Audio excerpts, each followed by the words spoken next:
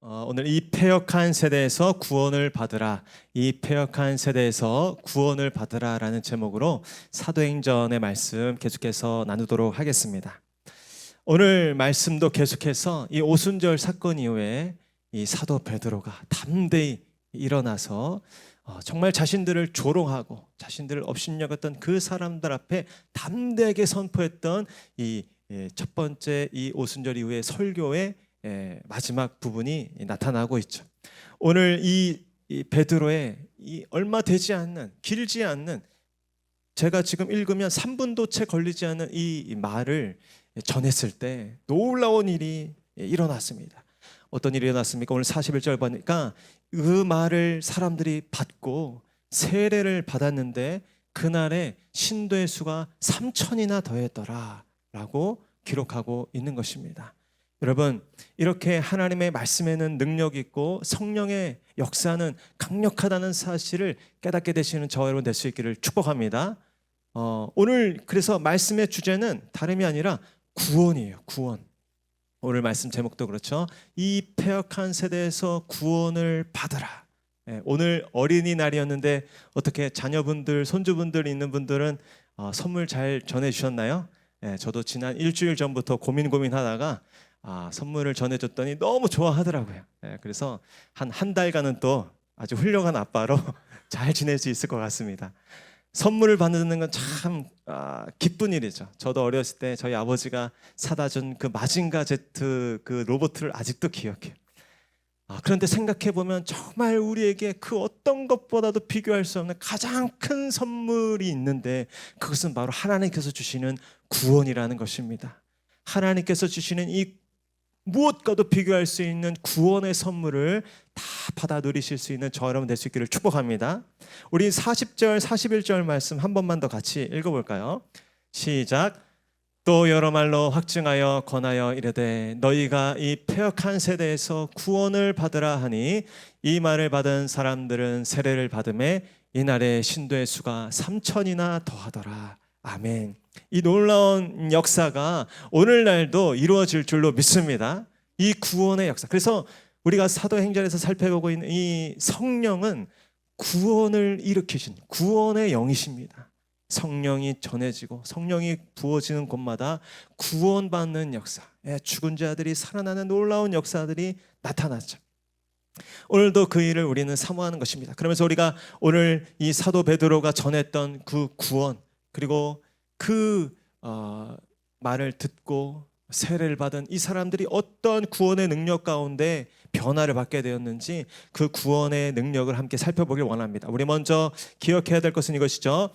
구원은 낮은 자를 높이시고 강한 자를 꺾으시는 하나님의 능력이다라는 것입니다. 우리 33절 말씀 한번 같이 읽겠습니다. 시작.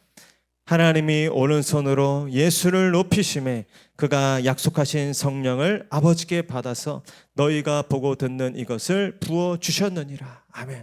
여러분, 구원이 무엇입니까? 다양한 이 표현을 표현할 수 있겠지만 저는 오늘 33절을 읽다가 하나님께서 예수 그리스도를 죽음에서 건지시는 그 장면을 통해서 구원이 무엇인지를 깨닫게 되었습니다. 구원은 바로 하나님이 오른손으로 예수를 높이신 사건, 그것이 바로 구원이다라는 것입니다.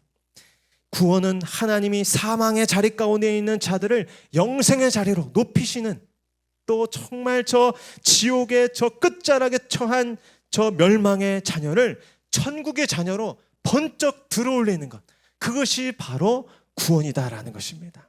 저는 그래서 이 말씀을 보면서 한 장면이 떠올랐어요. 저 장자모 사거리에 지금 한참 지하철 공사를 하고 있는데 거기에 보면 엄청난 그 기가 하나 있습니다. 이 기중기가 있는데 크레인이라고도 하죠. 보면은 이 엄청난 이 철근을 이렇게 옮기는데 이 크레인이 얼마나 힘이 센지 그거를 밧줄로 묶어서 들어 올립니다. 번쩍 들어 올려서 그거를 이렇게 옮겨 놓는 그런 일들을 하죠. 저는 이 하나님의 이 구원의 능력이 바로 이렇게 정말 저 밑바닥에 아무도 건질 수 없고 아무도 올릴 수 없는 그 영혼, 그 인생을 건지시고 끌어올려서 천국 자녀 삼으시는 그 능력이다라고 생각하게 되었어요. 찾아보니까 이 크레인, 거중기라고도 하는데 어떤 크레인이 세상에서 제일 힘이 셀까 제가 찾아봤어요. 찾아봤더니 거중기를 끌어올리는 거중기가 있더라고요. 예, 해양에 설치되어 있는 해양 크레인이 얼마나 힘이 센지 10,000톤을 들어올릴 수 있대요. 상상이 안 되시죠? 자동차 대수로 따지니까 6,000대의 자동차를 한꺼번에 들어올리는 이 크레인이 이 세상에 존재한다고 합니다. 여러분, 그러나 어떻습니까? 우리 하나님의 구원의 능력은 그것보다 비교할 수 없을 정도로 더 강력한 줄로 믿습니다. 정말로 세상의 어떤 것으로도 끌어올릴 수 없었던, 영원히 저주받아 멸망할 그 인생들을 저 지옥의 밑바닥에서 건져 올리셔 또 영원한 천국으로 옮겨놓는, 또 마귀 사탄의 자녀들을 하나님의 천국 백성으로 다 건져 올리는 그 놀라운 능력이 우리 하나님의 구원의 능력인 줄로 믿습니다. 오늘 저는 이 구원의 능력이 저와 여러분들의 삶 가운데 다 임하기를 축복합니다. 여러분의 인생이 얼마나 지금 공고하든지, 여러분의 가정이 얼마나 지금 낮은 곳에 처했든지 하나님께서 붙드시고 일으키시면 어떤 자리에서도 건져 올려내실 줄로 믿습니다. 또 한 가지 비결은, 여러분들이 만약 그 구원의 능력으로 충만하다면 여러분이 가는 곳곳마다 그렇게 죽은 자가 살아나고 저 지옥에서 헤매는 영혼들이 천국의 장녀로 들어올려지는 역사가 있는 것입니다. 어떤 인생은 그 자리 가운데 나아가기만 하면 그 자리를 지옥바닥으로 만드는 인생들이 있어요. 정말 그 분위기를 다 가라앉히고 그 모든 이 생각을 절망으로 만들어버리는 인생들이 있는 반면에, 어떤 분들이 나아가면 그 공간의 공기가 달라집니다. 분위기가 달라져요. 생명의 분위기, 회복의 분위기, 또 기쁨과 감사의 분위기가 나타나는 것입니다. 그것이 왜 그런 것입니까?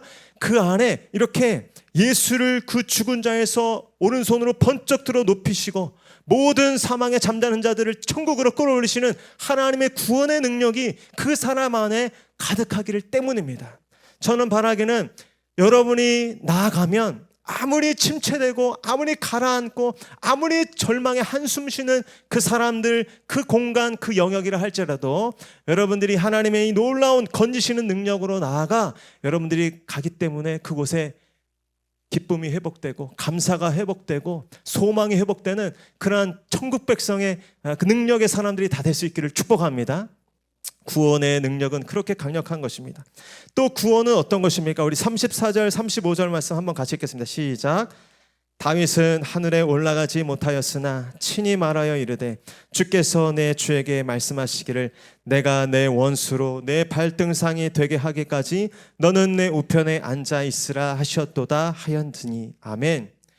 구원의 능력은 또 무엇이냐면 강력한 그 원수를 발등상이 되게 하는 사건이다라는 것입니다. 그 능력이다라는 것이죠. 여러분, 여기 보니까 원수가 등장하는데 신자의 원수는 누구입니까? 사단과 마귀죠. 그 원어적인 뜻을 보면 반역자, 대적자, 또 하나님과 우리 사이를 이간질하는 이간자라는 뜻이 있습니다. 하나님을 불신하도록 하고 대적하도록 하고 의심하도록 하는 그 원수와 사단, 마귀가 있는 것이죠. 구원은 그런데 어떻습니까? 하나님께서 우리의 원수 사단으로 하여금 우리의 발등상, 발판이 되게 만드는 강력한 구원의 사건이다라는 것입니다. 발등상이라는 것은 상징적인 표현이죠. 옛 우리 이스라엘 중동에 보면 굴복한 적을 사로잡아서 무릎 꿇히고 땅에 엎드려 펴서 이 목을 발로 짓밟는 그런 이 관행이 있었습니다. 여호수아가 아모리 그 7 왕을 동굴에서 끄집어내서 사로잡아서 어떻게 합니까? 그를 땅에 엎드러지게 하고 목을 밟고 치는 것이죠. 모든 악과 모든 적대 세력에 대한 궁극적인 정복이 갈보리 언덕 십자가에서 시작된 줄로 믿으시길 바랍니다. 그 구원의 사건이 이제 곧 완성될 것이죠. 언젠가 우리가 종처럼 그렇게 우리를 종처럼 부리고 우리를 억압했던 세상의 악한 권세와 세력들이 우리 눈앞에 다 엎드러져서 우리의 발판이, 우리의 발등상이 되게 하시는 사건이 일어날 줄로 믿습니다. 하나님의 구원이 그것이라는 것입니다. 여러분들을 지금 힘들게 하는 일이 무엇입니까? 여러분들을 지금 묶고 있는 그 세력이 무엇입니까? 하나님의 구원의 역사가 임하면 그 모든 높은 것, 강한 존재들이 다 우리의 발 앞에 발판이 되게 하시고 발등상이 되게 하신다는 것입니다. 여러분, 그 구원의 능력이 저와 여러분의 인생 가운데 부어지기를 축복합니다. 이미 부어졌습니다. 그것을 선포하고 나아가는 곳곳마다 아무리 강하고 아무리 이 고개를 빳빳이 들고 있는 세상의 권세를 할지라도 여러분의 그 구원의 은혜 앞에 다 낮아지고 다 무너지게 될 줄로 믿습니다. 여리고가 무너지는 역사가 저와 여러분의 인생 앞에 나타날 줄로 믿습니다. 그렇습니다. 두 번째, 우리 구원은 어떤 것이냐? 구원은 진정으로 회개하는 자에게 임하는 성령의 선물이다라는 것입니다. 절대 구원은 선물입니다. 우리 36절 한번 같이 읽겠습니다. 시작. 그런즉 이스라엘 온 집은 확실히 알지니 너희가 십자가에 못 박은 이 예수를 하나님이 주와 그리스도가 되게 하셨느니라 하니라. 아멘. 여러분, 이것에 우리가 대부분 이 구원의 감격이 있고 사건을 경험했지만 우리가 앞으로 누군가를 전도하고 또 누군가에게 이 구원의 사건이 이루어지길 간절히 원한다면 오늘 본문을 우리가 주의해서 잘 살펴봐야 하는 것이죠. 구원이 어떻게 이들 가운데 임하고 있습니까? 이들을 조롱했던, 예수님을 십자가에 그렇게 못 박았던 이 죄인들이 어떻게 구원 가운데 나아가고 있는 것입니까? 이들이 베드로의 이 말씀을 듣게 된 것인데 여기 보니까 확실히 알지니, 36절에 보니까 확실히 알지니, 구원은 먼저 하나님의 말씀을 확실히 깨달을 때 나타난다는 것인데 두 가지를 깨닫게 될 때 구원이 임한다는 것입니다. 첫 번째는 여기 보니까 너희가 십자가에 못 박은 이 예수를이라고 말씀하셨죠. 그렇습니다. 구원은 예수를 십자가에 못 박은 죄인이 바로 나구나라는 것을 깨닫는 것으로 시작된다라는 것입니다. 그리고 이후에 보면 그 예수를 하나님이 주와 그리스도가 되게 하셨느니라. 이 예수를 나의 주, 나의 그리스도로 영접할 때 그 구원이 임하게 된다라는 것입니다. 먼저 우리가 살펴볼 것은 이것입니다. 예수를 십자가에 못 박은 죄인이 바로 나구나라는 고백. 내가 예수를 십자가에 못 박은 죄인이라는 사실을 깨닫는 것. 여러분, 이 말이, 이 베드로의 이 표현이 정말 여러분들에게 인정이 되십니까? 여러분들의 고백으로 정말 하나님 앞에 올려드리실 수 있겠습니까?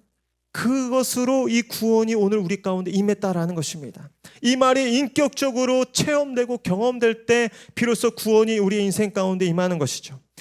저도 오랜 시간 교회를 다녔지만 제가 이 믿음이 없이 살았던 때가 있었죠. 그러나 중고등부 수련회에서 처음 이 사실을 인정하게 되었습니다. 그때도 저는 찬양도 잘 부르고 또 학교에서 공부도 열심히 잘했기 때문에 근데 그때 수천 명에 한 2천 명 가까운 이 중고등부 아이들이 모였는데 제가 보니까 정말 쟤는 예수님이 필요하겠더라고요. 그 강사님이 담배 가지고 있으면 다 가져오라는데 걔네들이 담배를 꺼내더니 그 담배를 다 갖다 놓고, 술 가져온 사람들 술 다 가져오라니까 술 막 다 꺼내놓고, 그래, 하나님 쟤네들 좀 만나 주십시오. 쟤네 너무 정말 구원받아야 됩니다. 그리고 쟤들을 중보하고 있는데 그때 제가 불 딱 끄고 기도하는데 그게 깨달아지더라고요. 내가 정말 죄인 중에 괴수구나. 내가 정말 여기 2천 명의 아이들이 있는데 저 담배 꺼내고 술 꺼내온 사람보다 내가 정말 죽일 죄인이구나 라는 것을 깨닫고 그때 회심을 하게 되었던 것을 기억하게 됩니다. 오늘 이 사도 바울도 그런 고백을 했죠. 디모데전서 1장 15절 말씀 한번 같이 읽어볼까요? 시작. 빛보다 모든 사람이 받을 만한 이 말이여 그리스도 예수께서 죄인을 구원하시려고 세상에 임하셨다 하였도다. 죄인 중에 내가 괴수로다. 아멘. 여기 괴수라는 말 첫 번째라는 뜻입니다. 최상급의 표현이에요. 모든 죄인 중에 내가 최상급이다. 첫째가는 죄인이다 라는 고백이죠. 미국의 팀 켈러라는 목사님이 이런 말을 적으셨더라고요. 어떻게 적으셨냐면 우리는 바울처럼 우리가 아는 최악의 죄인이라는 것을 이해할 때만 복음을 완전히 이해할 수 있는 것이다 라고 고백했습니다. 정말 맞는 것인 것 같아요. 복음이라는 것이 무엇이고 복음이 내 삶에 어떤 의미인가를 깨닫기 위해서는 바울처럼, 오늘 죄인 중에 내가 괴수라고 고백했던 바울처럼 내가 알고 있는, 내가 봤던 모든 죄인들 중에 내가 최악의 죄인이라는 것을 깨달을 때 비로소 복음의 진정한 의미를 만나게 된다라는 것입니다. 이 은혜가 저와 여러분들 가운데 있기를 축복합니다. 제가 말씀을 준비하면서 정직하게 요즘 제가 기도를 평소보다 좀 많이 하거든요. 네, 말씀도 좀 잘 보고 경건하게 살려고 해서 이 말씀이 사실 잘 이렇게 딱 이게 고백이 잘 안 되는 거예요. 내가 정말 예수님을 십자가에 못 박은 죄인인가? 저 TV나 뉴스에 나오는 그런 흉악한 그 범죄를 저지르는 죄인들 때문에 예수님 오신 거 아닌가? 그런 마음이 살짝 이렇게 드는 거예요. 뿌리치고는 하지만, 그래서 제 마음 가운데 좀 석연치 않은 마음이 있었습니다. 그런데 제가 이 말씀을 마무리하면서 어저께 정말 제가 예수님을 십자가에 못 박은 정말 어쩔 수 없는 죄인이라는 걸 깨닫게 되었는데, 제가 이 고백을 하면 여러분들이 저를 너무 하찮게 볼까봐 말씀을 안 드리려고 했는데 성령께서 고백을 하라고 하시는 것 같아서 하면, 제가 이상하게 어제 저녁부터 자꾸 짜증이 나는 거예요. 알 수 없는. 뭐 밥도 맛있는 거 먹었고 뭐 했는데 이상하게 짜증이 나는 거예요. 날씨 때문인가? 근데 제가 깨달았어요. 제가 왜 짜증이 났는지. 내일 공휴일인데 5월 5일 남들 다 쉬는데 금요 기도회 저녁에 예배 가야 되고 더군다나 난 설교도 준비해야 되고, 그게 제가 제 스스로 감히 제가 꺼내서 이렇게 생각도 안 했지만 무의식 속에서 그게 저의 짜증의 이유로 자리 잡고 있었던 거예요. 제가 그걸 발견했습니다. 그래서 제가 하나님 앞에 꼬꾸라졌어요. 정말 저는 어찌할 수 없는 죄인입니다. 내 자신밖에 모르고, 글쎄 목회자, 목사인데 공휴일날 예배 드리는 것을 이렇게 억울해하는, 나밖에 모르는 철저한 속물입니다. 죄인입니다. 주여 나는 죄인 중에 괴수입니다. 하면서 말씀을 준비하니까 부끄럽긴 하지만 그래도 정말 감사하더라고요. 내가 그래도 이 고백을 드릴 수 있는 사람이구나라는 것이 고백되어져서 감사했습니다. 여러분, 오늘 우리가 주님 앞에 더 깊은 은혜로 그 구원의 능력 가운데 나아가기 위해서는 우리 안에 있는 이 죄를 정직하게 바라볼 수 있어야 될 줄로 믿습니다. 하나님 앞에 우리의 죄를 정직하게 바라보는 결코 부끄러운 일이 아닙니다. 하나님께서는 그렇게 정직한 자신의 죄를 고백하는 인생들에게 하나님의 놀라운 구원을, 그 기쁨을 알게 하시는 것이죠. 내가 정말 내 배우자를 십자가에 못 박는 사람이구나. 내가 정말 내 자녀를 다른 사람이 망치는 게 아니라 내 자녀를 망치고 십자가에 못 박는 죄인이 바로 나구나. 내 공동체, 내 교회 공동체를 망가뜨리고 십자가에 못 박는 사람이 바로 나구나 라는 것을 깨닫을 수 있는 저와 여러분 될 수 있기를 축복합니다. 그것은 은혜인 것이죠. 그렇게 될 때만 비로소 어떻습니까? 예수가 나의 주, 나의 그리스도로 고백되고 인정되는 것입니다. 여러분 저를 따라서 예수는 나의 주, 나의 그리스도십니다. 여러분 그렇습니다.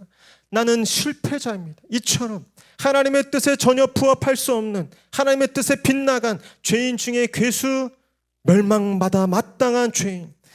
그렇기 때문에 예수님이 간절히 필요한 것입니다. 예수가 있어도 되고 없어도 되는 그런 인생이 아니라 예수가 없으면 안 되는 인생이라고 고백할 수밖에 없는 것입니다. 예수님이 나의 주인이 되어 주시옵소서. 예수님이 나의 유일한 구원이 되어 주시옵소서. 무엇으로도 이 죄를, 무엇으로도 이 죄인이 구원받을 수 없고 또 이 죄를 해결할 수 없습니다. 오직 하나님의 아들이신 예수만이 나의 구원자이시고, 예수가 십자가에서 흘려 뿌리신 그 보혈만이 나의 죄를 씻으십니다라는 고백이 오늘 이 구원의 사건 가운데 반드시 필요한 것입니다. 예수님이 나의 90% 주인이 되어서도 안 되는 것입니다. 95% 주인이 되어서도 안 되는 것이죠. 예수님이 저와 여러분의 100% 주인이 되시기를 축복합니다. 예수님이 나의 일요일에만 주인이 아니고 예수의 나의 평일과 모든 내 모든 일터와 가정과 내 모든 쉬는 공간과 그 시간에서도 예수 그리스도께서 우리의 주인이 되시기를 축복합니다. 그럴 때 우리 가운데 이 구원의 능력이 임하는 것입니다. 우리 37절 말씀도 이어서 한번 같이 읽겠습니다. 시작. 그들이 이 말을 듣고 마음에 찔려 베드로와 다른 사도들에게 물어 이르되 형제들아 우리가 어찌할꼬 하거늘. 예, 이 찔림, 저는 이 찔림이라는 단어가 정말 저의 단어가 되기를 기도하는 마음으로 이 말씀을 준비하였습니다. 오랫동안 신앙생활을 한다고 해서 우리가 대단한 일들을 했다고 해서 우리의 마음이 굳어지고 강팍해져서 하나님의 말씀에 찔림을 받지 못하고 예수님의 십자가를 봐도 눈물을 흘리지 못하는 그런 강팍한 인생이 된다면 그것만큼 불행한 삶이 어디 있겠습니까? 이 거룩한 이 찔림이라는 단어 표현을 보면 은유적으로 마음을 날카롭게 아프게 하다, 격렬하게 동요시키다, 슬픔의 감정을 느끼다, 이런 뜻이 담겨 있습니다. 정말 그래서 이것은 거룩한 슬픔이죠. 거룩한 아픔, 복된 찔림, 행복한 찔림. 이 찔림이 저 여러분들 가운데 회복되기를 축복합니다. 얼마 전 우리 아이가 책을 읽다가 갑자기 선인장을 사야겠다는 거예요. 선인장에 관련된 책이었거든요. 그래서 할 수 없이 아이를 끌고 이 화원에 가서 선인장을 사는데 그 주인분이, 그 능숙한 분이 그만 너무 이렇게 쉽게 생각했는지 선인장을 옮기다가 이렇게 엎으셨어요. 그래가지고 손에 가시가 찔리셨어요. 그러더니 우리 아이가 그걸 보더니 아주 경각심을 갖고 조심조심 하는 것을 봤습니다. 그러면서 그 주인분이 그 포장을 해주시는데 두꺼운 장갑을 끼고 선인장을 포장하시더라고요. 그렇죠. 살이 아주 연하고 부드러우면 이 찔림을 금방 느끼죠. 그러나 골무를 끼고 두꺼운 장갑을 끼면 이 찔려도 잘 찔리는지를 모를 것입니다. 바라기는 성령께서 우리의 마음 가운데 임하셔서 이 구원의 역사를 일으키실 때 우리의 마음의 모든 굳은 살, 그 모든 굳은 마음들을 다 제하여 주시기를 원합니다. 우리가 찬양하고 기도할 때 성령께서 우리의 이 굳은 마음, 이 골무와 같은 마음들을 다 제하여 주시고 정말 하나님의 말씀이 그 십자가 우리 가운데 나올 때 거룩한 찔림을 받을 수 있는, 그래서 형제들아 우리가 어찌할꼬 이렇게 주님 앞에 탄식하며 정말 거룩한 절망으로 나아갈 수 있는 저와 여러분 되었으면 좋겠습니다. 예수님이 구원자라고, 예수님이 우리의 삶의 유일한 구원의 길이라고 아무리 설교하고 아무리 전해도 나는 그냥 이렇게 살다가 죽겠다고, 예수님 없어도 나는 상관없다고 생각하고 말하는 사람들이 너무나 많은 것이죠. 그러나 이 찔림을 받은 사람들이 어떻습니까? 이렇게 살다가는 정말 큰일 나겠구나, 내가 예수 없이 이렇게 살다가는 정말 안 되겠구나 라고 깨닫게 되는 것입니다. 여러분, 정말 이렇게 찔림을 받고 또 어찌할꼬 탄식할 수 있는 저와 여러분 될 수 있기를 바랍니다. 그리고 주변에 이렇게 어찌할꼬 구원의 길을 묻고 구하는 자들에게 예수 그리스도의 생명의 길을 가르쳐 줄 수 있는 저와 여러분 될 수 있기를 축복합니다. 우리 38절 말씀도 이어서 한번 같이 읽겠습니다. 시작. 베드로가 이르되 너희가 회개하여 각각 예수 그리스도의 이름으로 세례를 받고 죄 사함을 받으라. 그리하면 성령의 선물을 받으리니. 아멘. 회개하는 것은 방향을 전환한다는 것이죠. 나를 위한 삶에서 하나님을 향한 삶으로 방향을 전환하는 것. 그리고 여기 보니까 각각이라고 하셨어요. 아무리 부모가 잘 믿어도, 아무리 내 친구들이 잘 믿어도, 내 배우자가 믿음 생활 잘해도 상관없는 것입니다. 각각 오직 예수 그리스도의 이름으로 세례를 받아야 하는 것입니다. 혹시 여러분 가운데 세례를 아직 받지 않은 분 계시면 세례를 꼭 받으시기를 바랍니다. 세례라는 것은 내 옛사람이 철저하게 죽고 이제 예수로만 살겠다고 하는 고백적 선언이죠. 나는 죽고 예수로 사는 그 삶을 살 수 있는 그 능력이 오늘 우리 가운데 반드시 필요한 것입니다. 그리하면 무엇을 약속하십니까? 성령의 선물을 받는다고 말씀하십니다. 성령의 선물은 다른 것이 아니죠. 새 생명. 정말 경험한 분들은 아실 것입니다. 이전에 뭘 해도 만족이 없고 뭘 해도 참된 기쁨을 얻을 수 없었던 우리 가운데 정말 우리에게 아무것도 없을지라도 하나님께서 주신 새 생명으로 말미암아 우리 가운데 충만한 기쁨과 감격과 감사가 있는 것입니다. 성령께서 베푸시는 그 은혜와 선물을 충만하게 받으실 수 있는 저와 여러분 될 수 있기를 축복합니다. 세 번째 말씀드리고 싶은 것은 구원은 얼마든지 부르시는 자들에게 베푸시는 하나님의 약속이다라는 것입니다. 우리 39절 말씀 우리 한번 같이 읽겠습니다. 시작. 이 약속은 너희와 너희 자녀와 모든 먼 데 사람 곧 주 우리 하나님이 얼마든지 부르시는 자들에게 하신 것이라 하고 아멘. 이 구원의 능력은 놀라운 것이죠. 그 범위와 그 한계와 그 수용 그 능력이 어마어마한 것입니다.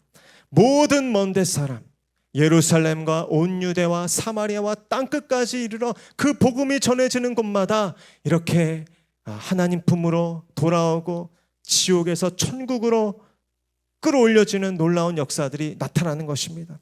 아시아의 변방이었던 이 조선 땅에도 복음이 전해져서 오늘날 이 한국 땅에 교회가 얼마나 많고 예수 믿는 성도들이 얼마나 많이 나타나게 된 것입니까? 여러분 기억하십시오. 하나님이 모든 먼데 사람 얼마든지 부르시는 자들을 구원할 수 있다는 사실을 깨달으시길 축복합니다.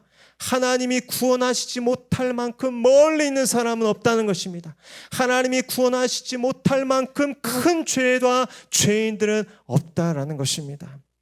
하나님의 그 구원의 능력은 이렇게 광대하시다는 것이죠. 제가 오늘 우리 어린이날 만나서 우리 아이들 비가 오지만 그래도 집안에만 있게 할 수가 없어서 제가 쿠폰이 하나 있어서 식사를 맛있게 해야겠다고선 저 잠실에 롯데 월드몰이 아시죠? 큰 그 건물에 갔습니다. 가면서부터도 사실 걱정이 있었습니다. 쿠폰이 거기 가야 이제 먹을 수 있는데 비도 오겠다. 그 실내에 얼마나 사람들이 몰릴까. 아니나 다를까 그 입구에 가자마자 지금 주차 그 라인이 길게 늘어섰어요. 그 라인을 가면서 과연 우리가 금요기도회 전까지 돌아올 수 있을까, 주차를 할 수 있을까 생각을 했는데 대기업의 이 수용 능력은 만만치 않더라고요. 그 입구까지가 좀 정체됐지만 그 밑으로 내려가서 한 10분 15분 걸리니까 거기까지 처음 가봤어요. 지하 6층까지 주차장이 있는데 글쎄 그 심각한 주차 상황 속에 빈 공간이 있더라고요. 그래서 제가 역시 대기업의 수준은 다르구나 하고선 주차를 하고 그 일을 보고 밥을 먹었습니다. 제가 그거 생각이 나더라고요. 하나님이 여기 보니까 모든 먼데 사람 얼마든지 와라, 누구든지 와라, 내가 다 구원하고 내가 다 품어주겠다 말하는 것입니다. 그 주차 공간 2700대 고작이지만 하나님은 오늘 하루에 이 베드로의 짧은 설교로 3000명을 구원하는 놀라운 일을 베푸신 것입니다. 여러분 이 사실을 기억하시길 바랍니다. 하나님의 구원의 그 능력은 한계가 없다는 것입니다. 하나님의 그 구원의 능력은 결코 제한받지 않는다는 것입니다. 어떤 인생의 끝자락 가운데 있든지, 어떤 형국 가운데 있든지, 어떤 절망 가운데, 어떤 질병 가운데 무너져 있든지 하나님께서는 그 모든 먼데 사람들을 얼마든지 부르시고 얼마든지 자녀 삼으시고 얼마든지 살리시는 하나님이신 줄 믿으시길 바랍니다. 우리 이사야 55장 1절 2절 말씀 한번 크게 읽겠습니다. 시작. 오라 너희 모든 목마른 자들아 물로 나오라. 돈 없는 자도 오라. 너희는 와서 사 먹되 돈 없이 값없이 와서 포도주와 젖을 사라. 너희가 어찌하여 양식이 아닌 것을 위하여 은을 달아주며 배부르게 하지 못할 것을 위하여 수고하느냐. 내게 듣고 들을지어다. 그리하면 너희가 좋은 것을 먹을 것이며 너희 자신들이 기름진 것으로 즐거움을 얻으리라. 아멘. 우리 이사야 49장 23절 하반절 말씀도 한번 우리 빨간색 말씀 같이 읽겠습니다. 시작. 내가 나를 여호와인 줄을 알리라. 나를 바라는 자는 수치를 당하지 아니하리라. 아멘. 하나님을 바라는 자는, 하나님께 도움을 구하는 자는, 하나님을 의지하는 자는 하나님께서 수치를 당하게 하지 않는다는 것입니다. 그냥 맨손으로 돌려보내지 않는다는 것입니다. 네 죄가 너무 무거워, 네 형편이 너무 심각해, 다른 사람 찾아가 봐 하고 하나님께서 돌려보내지 않는다는 것입니다. 얼마든지 오라는 것입니다. 어떤 목마름도 내가 해결해 주겠다는 것입니다. 어떤 궁핍함과 어떤 결핍도 내가 다 해결해 주겠다는 것입니다. 여러분의 인생 가운데 여러분 스스로 이건 정말 하나님도 다루기 곤란하실 거야. 정말 하나님께 하나님께 기도하는 것도 하나님이 곤란해하실 거다라고 생각되는 그 상황, 또 그 중보의 제목, 또 여러분들 그 형편이 있으십니까? 여러분 걱정하지 마십시오. 여러분의 상상력으로, 여러분의 수준으로 하나님을 제한하지 마십시오. 하나님께 가져가 다 아뢰면 하나님께서 다루어 주시고, 어떤 상황도, 어떤 사람도, 어떤 형편도 하나님께서 얼마든지 구원하시고 생명 가운데 건지실 줄로 믿습니다. 오늘 그 하나님 앞에 나오신 여러분들을 축복합니다. 믿음으로 나아가서 간구하십시오. 하나님, 그 구원의 능력으로 우리의 가정을 일으켜 주시옵소서. 그 구원의 능력으로 우리의 자녀들을 붙들어 주시옵소서. 그 구원의 능력으로 병든 우리의 이웃들을 고쳐주시고 회복시켜 주시옵소서. 간구하실 때 하나님께서 그 현장 가운데 임하실 줄로 믿습니다. 예수 그리스도를 죽음에서 살리시고 끌어올리신 그 능력이 오늘 우리의 인생 가운데 나타날 줄로 믿습니다. 우리 그 기대와 소망을 가지고 함께 찬양하길 원합니다.